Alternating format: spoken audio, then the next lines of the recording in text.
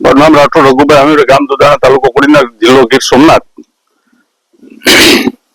શું કહેશો ખેડૂત વિરોધને લઈને અત્યારે જે આંદોલન ચાલી રહ્યું છે? આજે ખેડૂતોનો જે વિરોધ છે એની દ્રષ્ટિએ ખૂબ જ બધા લોકોએ ખેડૂતોએ એક સંપથી દરેક યાર્ડની અંદર આ કરવાનું છે.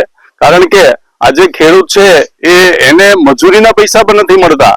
કારણ કે સોયાબીન છે એ 400 રૂપિયામાં કોઈ ખરીદવા તૈયાર નથી.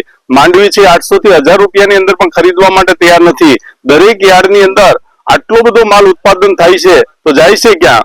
અને સરકાર જ્યારે વિરોધ પક્ષો પણ એમ કહે છે કે મોંઘવારી વધી ગઈ. એટલે ભાઈ આ દેશની અંદર તમે 80 કરોડ લોકોને તો રાહતમાં અનાજ આપો છો અને જે અનાજ ખાય છે એના કરતા એ લોકો લઈ અને માર્કેટમાં વેચે છે પાછું. એટલે કે આ દેશની અંદર અત્યારે નિકાસ કરવાની જરૂર છે. ખેડૂતોને તમે મારી નાખોમાં, ખેડૂતોના હિસાબે, ખેડૂતોને પૈસે અને ખેડૂતોના મતથી તમે ચૂંટાઈને નેતા બન્યા છે. જ્યારે નેતા બની જાય પછી માર્કેટિંગ યાર્ડ હોય, સંઘ હોય, કોઓપરેટિવ સંસ્થાઓ હોય કે સરકારમાં બેઠેલા લોકો છે એ તમામ ખેડૂતો છે, છતાં પણ એ બધા પ્લેનમાં ઉડે છે અને પ્લેનમાંથી નીચે કામ કરતો ખેડૂત છે એને દેખાતો નથી. અને આજે જે લોકો જ્યાંથી પૈસા મળે ત્યાંથી પૈસા મેળવવાની હોડમાં છે, ખેડૂત આ દેશની અંદર ક્યાંય દેખાતો નથી. એક દિવસ આ માર્કેટિંગ યાર્ડ જો આમને હાલશે અને ખેડૂતોને કોઈ પણ પ્રકારના ભાવ નહીં મળે તો એક દિવસ ખેડૂતો રસ્તા ઉપર આવશે. આજે ખેડૂત છે એને જંગલી જાનવરોથી રક્ષણ નથી મળતું, ખેડૂતને યોગ્ય ભાવે ખાતર પણ રાસાયણિક મળતું નથી, ત્યાં પણ લાઈનોની લાઈનો લાગે છે. અને આ બધી પરિસ્થિતિઓમાં રાત ઉજાગરા કરી, રાત દિવસ મહેનત કરી અને ખેડૂત ખેતી કરે છે, એના દીકરાને કોઈ દીકરી પણ દેતું નથી. આવતા દિવસોની અંદર ખેડૂત છે ખેતી મુક્ત બનશે. કારણ કે ક્યાંક તો વસ્તી રહેવાની નથી, વસ્તી વધવાની નથી, કારણ કે એના છોકરા વાંઢા રહેવાના છે, એને કોઈ દીકરી દેતું નથી, માટે એ પણ નિર્વસ્ત થઈ જશે. મારું નામ દિલીપભાઈ બારડ છે, કોડીનાર તાલુકાના દુધાણા ગામનો વતની છું અને ખેડૂત પુત્ર છું. દિલીપભાઈ શું કહેશો અત્યારે ભાવને લઈ અને ખેડૂતો બધા આંદોલન શરૂ કરી રહ્યા છે? બસ ખેડૂતો કરે હું આજથી 2022 માં માર્કેટિંગ યાર્ડમાં 1450 રૂપિયા ભાવ હતા અને સરકારી ભાવ 1200 રૂપિયા હતા.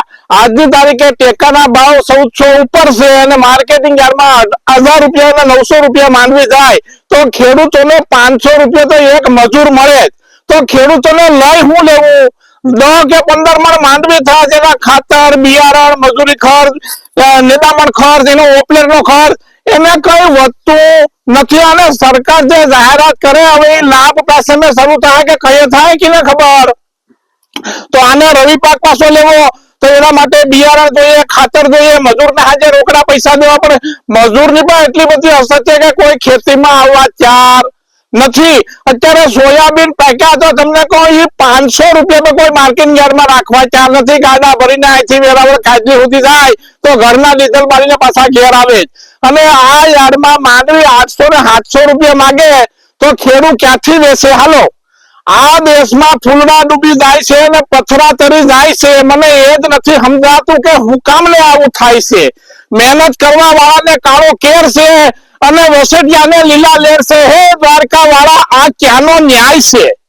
એટલે આ દેશમાં મહેનત કરવા વાળા અને ખેતી કરવા વાળાને કઈ મળતું નથી ને આ સરકાર પોતાની વોટ બેંક મજબૂત રાખવા માટે થઈ અને 80 કરોડ લોકોને મફતમાં અનાજ આપે. એ અમારું શોષણ કરીને અમારી પાસેથી મફત લઈને ઓલાને મફત કરવાનું પોતાની વોટ બેંક મજબૂત રહે. એની વોટ બેંક મજબૂત રાખવામાં દેશ એક દી ભીખો મરવાનો છે. આ લોકો ખેતી છોડી દે.